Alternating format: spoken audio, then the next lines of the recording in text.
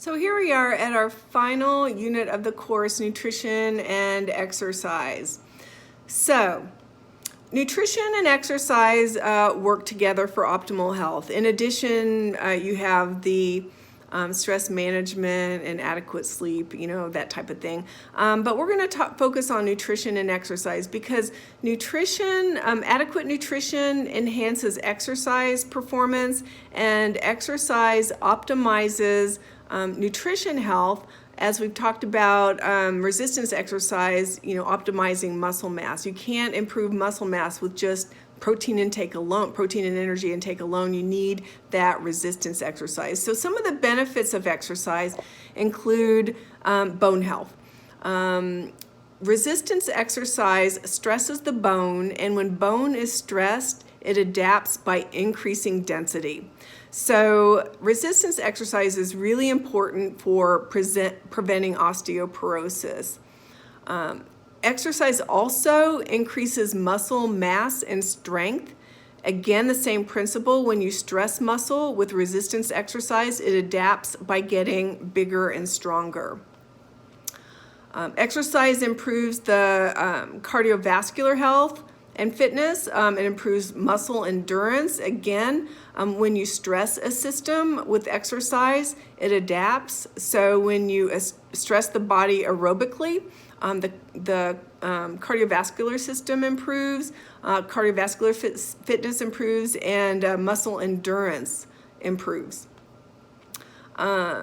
Exercise, if you do the right type, can increase flexibility, which is really important.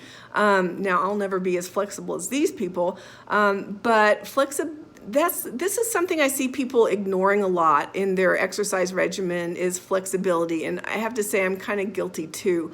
As you get older, you become much less flexible. I saw this, my family is not very flexible, period. It's not our genetics to be very flexible. But, I saw as my dad aged, he developed such low flexibility that he had trouble turning his head to look in his, car, to look behind himself, behind him in the car. So he had to put all these adaptive mirrors in his car so that he could see what was going on beside and around him.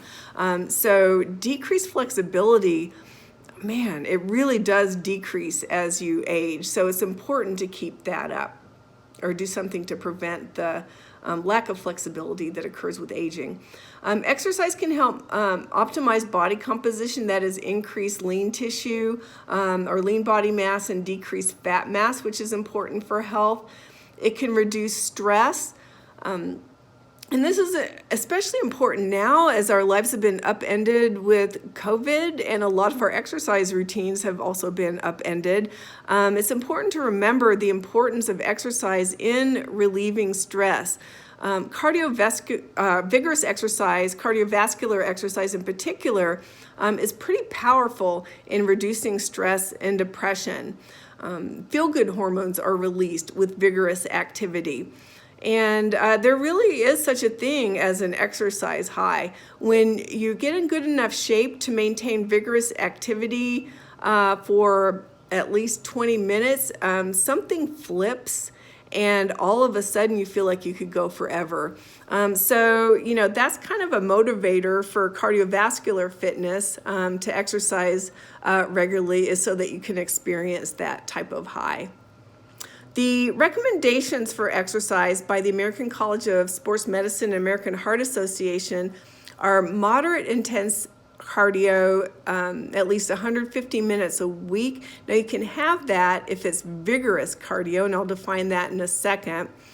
And it doesn't have to be all at once. It can be 30 minutes 5 times a week, or you can break that into shorter segments as long as it totals 150 minutes.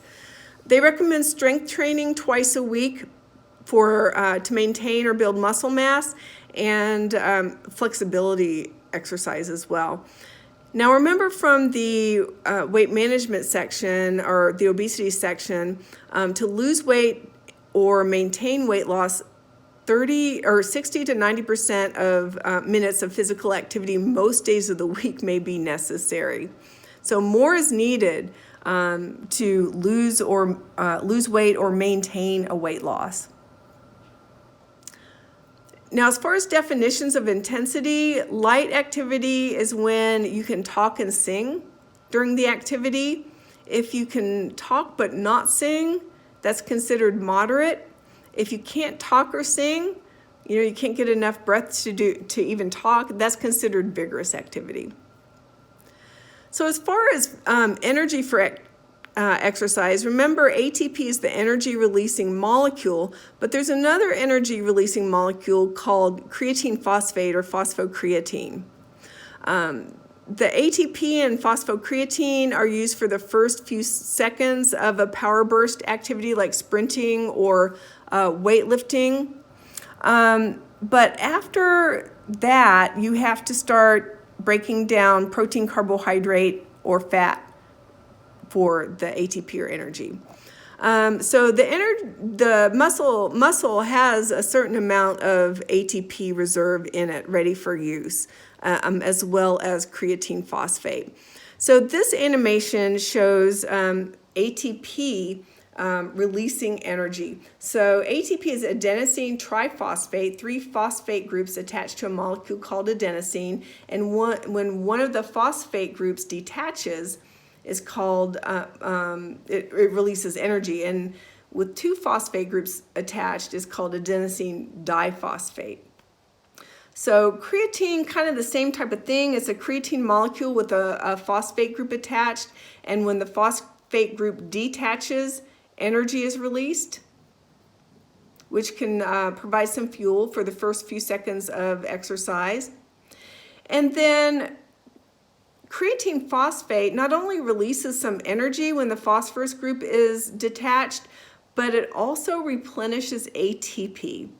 So ATP releases energy when a phosphate group is detached. So when it loses a phosphate containing group, ATP is turned into ADP or adenosine diphosphate.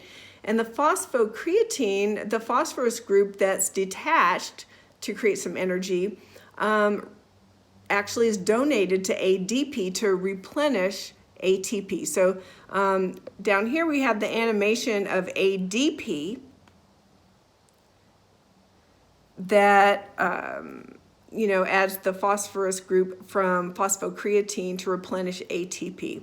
So creatine phosphate is a sports supplement that a lot of people use, and it's not banned by professional or college sports organizations. It does increase immediate energy available in the muscle cell